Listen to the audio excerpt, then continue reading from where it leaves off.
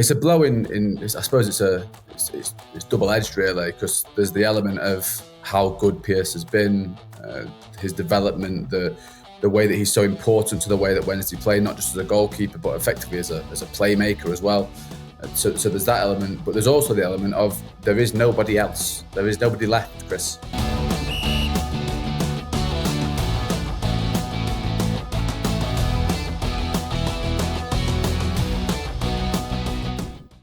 Welcome to All Wednesday with Joe Cran, with me, Chris Holt, with Joe Cran, filling in this week in the absence of Alex, who's otherwise engaged. I've been away. I've still been catching up on what's been going on. I tried to switch off. Very quiet, Chris. Nothing happening. I tried to switch off, but you can't really. Just can't.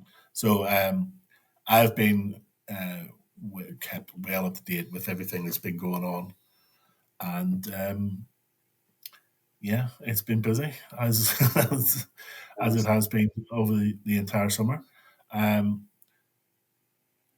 However, this week things kind of this, as the saying goes, it never rains but it pours, and it's on-field stuff that is causing the grief this week with the news that Pierce Charles, who has been a standout performer for Sheffield Wednesday so far this season, and indeed, in the games that he played last season since breaking into the first team, he has picked up a shoulder injury, which is going to keep him about for quite some time, which is mostly annoying to me as well, given that he's now missing 2 Northern Ireland internationals. But for Sheffield Wednesday, it's an absolutely huge blow. Joe, just before we hear from what Henrik Pedersen said about him, just how much of a blow is this? It's a blow I suppose it's double-edged really, because there's the element of how good Pierce has been, his development, the way that he's so important to the way that Wednesday play, not just as a goalkeeper, but effectively as a playmaker as well. So there's that element, but there's also the element of there is nobody else. There is nobody left, Chris.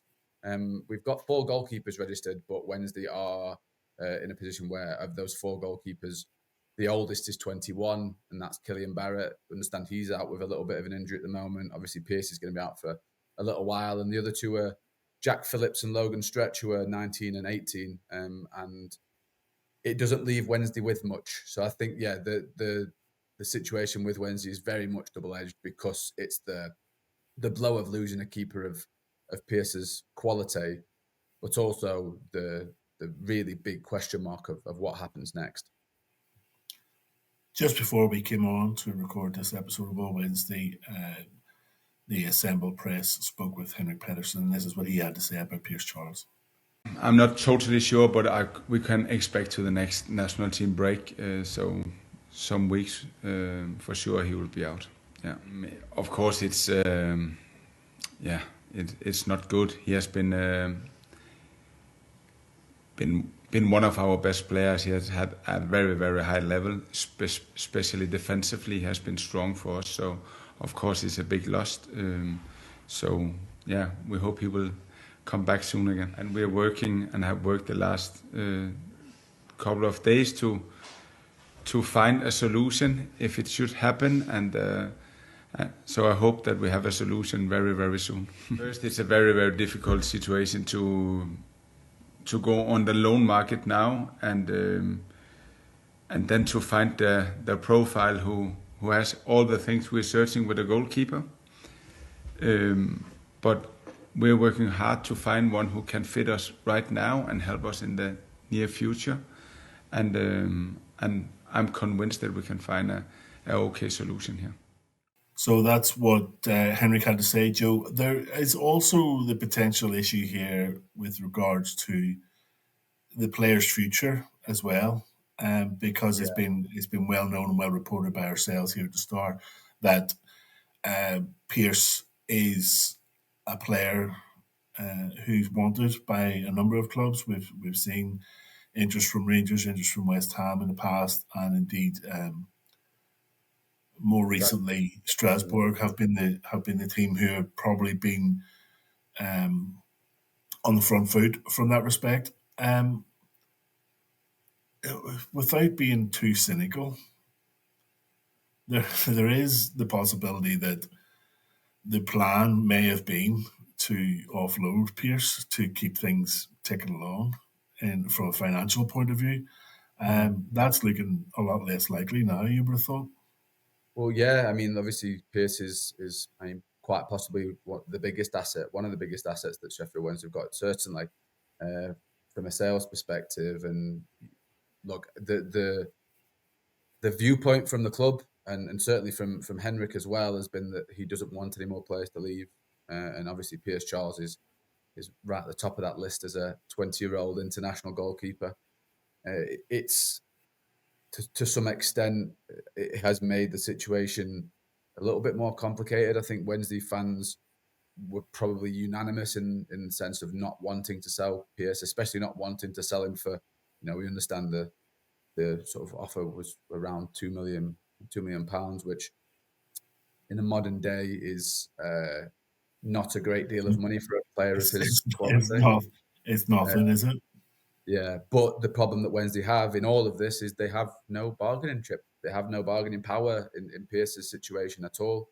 He's on a kid's wage basically because he signed when he was a teenager and was not in the first team at that point. Wednesday are in turmoil. They don't have a proper goalkeeper coach. Ben Ledger's doing a great job stepping up, but he is the academy coach and not a senior one. So there's not really much Wednesday were going to be able to do in order to sort of keep Pierce at the football club. I mean, he has got a couple of years on his contract, but as we've seen in recent times, contracts don't always mean that much. But the one thing that would keep Pierce Charles at Sheffield Wednesday is an injury, and that is what we've obviously seen now. I'm really gutted for Pierce because he's been so good in the first few games, and obviously a shoulder injury is a difficult one to deal with. As a goalkeeper, it's such an important part of their game. So yeah, it's definitely thrown things back up in the air with regards to his future. I imagine that this won't be the last time we talk about Pierce Charles and future moves to quite big football clubs, though. And it's also not the last time we're going to be talking about the fact that working with such a small squad, that you're going to find yourself in a difficult position somewhere down the line where important players are going to be missing and there's really very little there to replace them.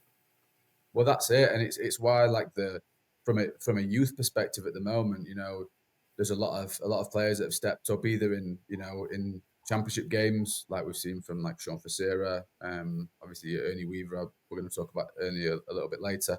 But these players have stepped up in the games or in the almost entirely youth game of Bolton, where a lot of players really stepped up.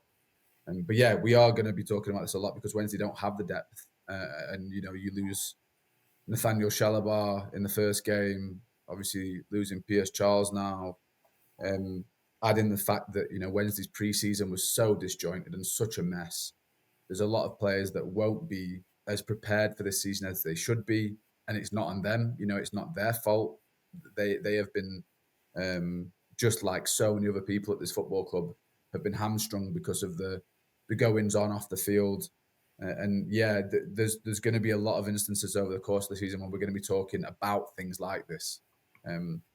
Obviously, don't wish injury on anybody, but they're going to come. The knocks, and whether they're long term or short term, they're going to come. And unfortunately, at the moment, Wednesday are looking at a situation where you're not looking for an experienced player on the bench. You're looking for an academy kid that's played a handful of games at best. That leads on to another player who's probably, I mean, it's not just current Sheffield Wednesday players who are being potentially hampered by a disjointed pre-season. One who left is still probably feeling the effects of that, given that Josh Windass, who ordinarily would have been getting prepared to take on Wednesday for his new club Wrexham at the weekend, is now going to be out with a hamstring injury that he picked up last week, which I guess shows just exactly what could potentially happen here because the players just aren't fully prepared for a season in the Championship. I mean, no, you brought it up when you were speaking to Henrik earlier in the press conference. Nobody wants to see anybody injured, but the long and the short of it is it's a boost from Sheffield Wednesday's perspective that they don't have to take on a player of such ability and one that they know all about and know could hurt them if he had been on the pitch. Yeah, one that knows all about them as well, I think, is another element of it. He'll know it. He will have known exactly how to get at Wednesday and the sort of the weaknesses they do have. Look, it's a real shame for Josh because he's got a really good move. Josh is I think, polarizing figure is probably the right way to talk about him at Wednesday. But I really do hope that history remembers him better in years to come, because I think what Josh Windass did for Sheffield Wednesday Football Club is it deserves a lot more respect than what I think a lot of people give him. And with that in mind, him not being available for this game, from a purely football perspective, you take away the emotional side of things and how sad it is to see a player injured. Like, yeah, Josh would have caused some serious problems for Wednesday at the weekend, and him not being there is it feels a bit horrible calling it a boost, but it is from a purely football perspective. They do have a few players like Kiefer Moore, though, who, if Wednesday do end up playing a young defence, I'm not sure they'll be too. They'll have too easy a time going up against 7'8" Kiefer Moore, whatever size he is. Just on Wrexham, I mean, we're seeing for all their kind of the jokes around them, and Disney FC and the jokes around the people taking a mick out of them because of the amount of media coverage that they get, and perhaps quite rightly get in some respects, and that's always going to happen when you get two such high profile owners.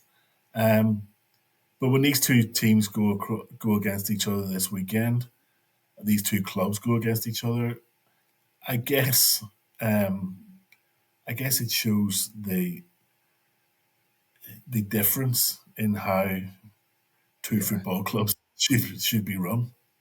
Absolutely. And I think, look, I am very much of the opinion that I think a lot of the I suppose abuse that goes Wrexham's way, I think a lot of it's jealousy. I think most football clubs would like to see their football club run this way. I know that there's jokes and I know that there's elements of it that are maybe a little bit cringy and all that kind of stuff, but ultimately they are run like a real proper modern day football club. And I think the big thing that sticks out for me, and I suppose that the largest polar opposite in all of this, is that if Rob McElhenney and Ryan Reynolds walked away from Wrexham tomorrow, the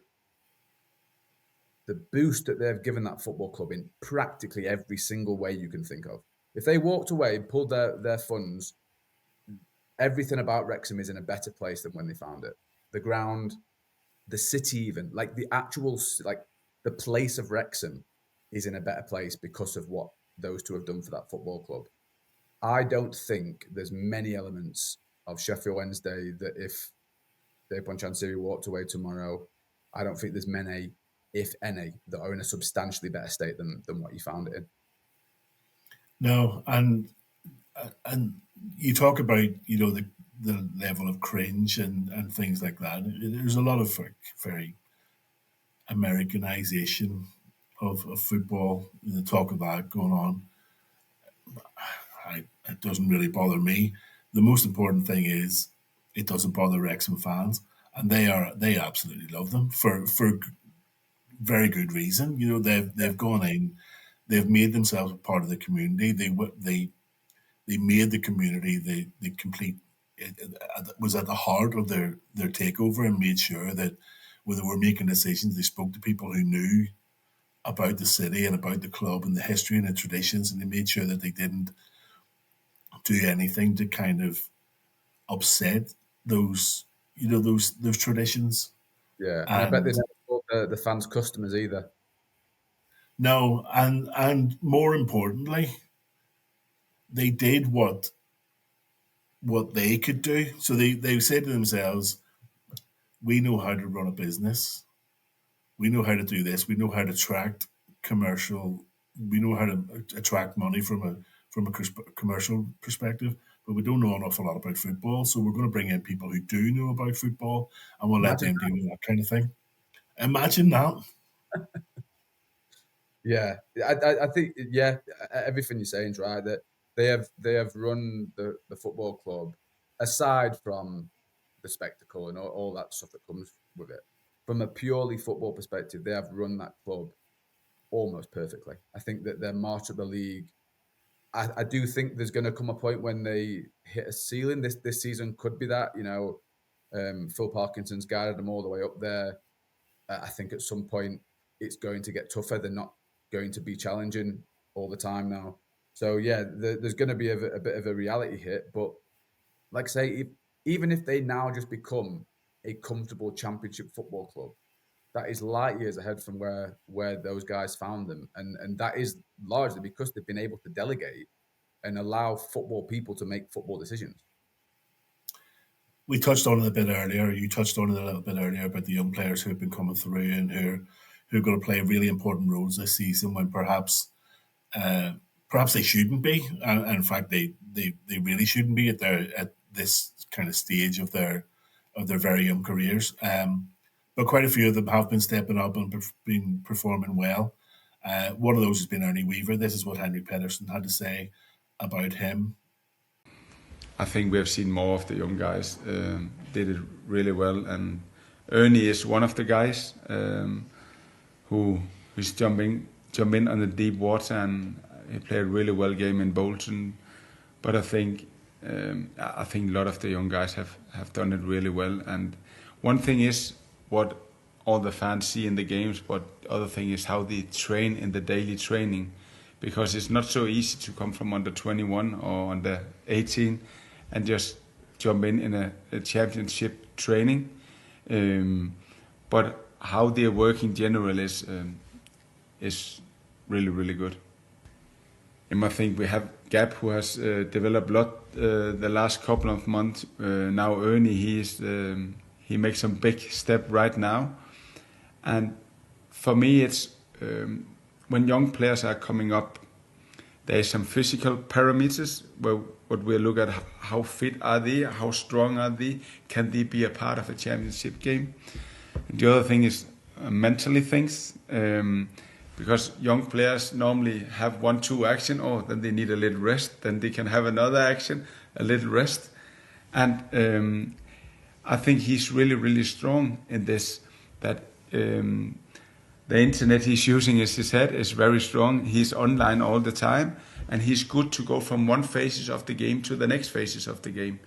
So in this case, he's an adult player. Of course, he has a lot of things to learn, but he improved a lot in the moment. I'm really happy for what I'm seeing. Joe, Ernie Weaver's very much Henrik Pedersen, very much a fan of Ernie Weaver. I'm a big fan of his name, and in the throwback to bygone days. Not many Ernies knocking about football these days. You've seen a lot more of him than I have. What has impressed you so much about him? He's loud. That is like, aside from his footballing ability, like I always think it's really impressive when you see a young player, especially at centre back, coming in and just like having a pop at people, like when they're not doing what they're meant to be doing. Like, he's a proper leader. Like he's got a lot to his game. You know, the way that he is as a footballer, the way that he plays. But his leadership is what I think really stuck out. He's captained Wednesday a lot over the years through his climb through the youth ranks, and there's a lot to be excited about with Ernie Weaver. I think you're right, mate. Maybe he shouldn't be where he is now in terms of it could be too early. But as the old saying goes, if you're good enough, you're old enough. And I think some players will take this opportunity. I'm really hoping that Ernie's one of them. And yeah, like you said, an Ernie Weaver, Jarvis Thornton, Mackenzie Maltby trio there would be great, because it's like going back to Victorian football. It's brilliant. Yeah, I mean, there is a worry, isn't there, that these players haven't been thrown in at the deep end like this. It is a bit sink or swim for them, and I've just been really concerned about the fact that this could have a really adverse effect on their future careers, having to show so much, maturity and having to step up to this level and have not a lot of pressure on them in that the fans aren't expecting too much of them, and I'm sure Henrik Pedersen isn't expecting too much of them either. He'll be around football long enough to know what you can get out of young players, but it does grate on me a little bit, and I think it is a little bit jarring to see such young players and such inexperienced players be thrown in there, because I just have a little bit of concern about how they deal with that, particularly Well, if things, if things go well and a takeover happens and then they're thrown back in to where perhaps they should be, and and they've had the taste of it, and I don't know. no, I know. Maybe it's just me, but I just find it a little bit jarring so far. But I mean, absolutely fair play to him, and I can completely understand why they want to grab the opportunity with both hands. Yeah, no, it's a very difficult situation to manage. Like you say, whether they're up there and out again, whether they're up there, maybe try too hard, get themselves injured, like all these kinds of things. Like they're all elements. But look, it is sink or swim at Sheffield Wednesday at the moment, and we just gotta wait and see how they all do. But I think they've just sold another player to Man City. Romario Collins has followed Caelan Cole Kadamata, and I think that plus how well some of these young players have been doing it is testament to the academy and what they've been doing. Because for a long time, it's sort of been a bit bemoaned a little bit, the Wednesday Academy, but there's a current crop of players coming through that are doing really, really well. And look, people will be upset that another player has joined Man City, and I get it. I think people look at the current situation and see it as this is what happens when you're not run properly and all that kind of stuff. But ultimately, players like Caelan, players like Romario, they're going to go. When Man City come knocking, doesn't matter what state your club's in. Especially if you're a Cat 2 academy like Wednesdays are, there's nothing really you can do. You either agree a deal and get it done that way, or you lose them via tribunal anyway. And either way, you're not getting a load of money. So I think if you were to take the current context out of this, that it is testament to the academy. And I suppose the only real problem is that the money is going hand to mouth. Basically, you're selling these young players, and it's effectively going to pay other people's wages, and that obviously doesn't sit well. Yeah, but I guess if you look at the positives of it, it's a good advert for the academy, isn't it? Really, that players, you either stay here at Sheffield Wednesday and get an opportunity, or you get the potential to move on to much bigger and potentially better things at as Henrik Pedersen put it, one of the best academy setups in world football. We're going to leave it there, Joe. I'll not be here next week, I don't think, unless Alex is busy again. But you will certainly be here next week, where we'll see if Wednesday can put the first points on the board, and we'll be a little bit closer to the next scheduled payment date for players and staff. So that may well take up the full show next week. Thanks for joining us. We'll see you again next week.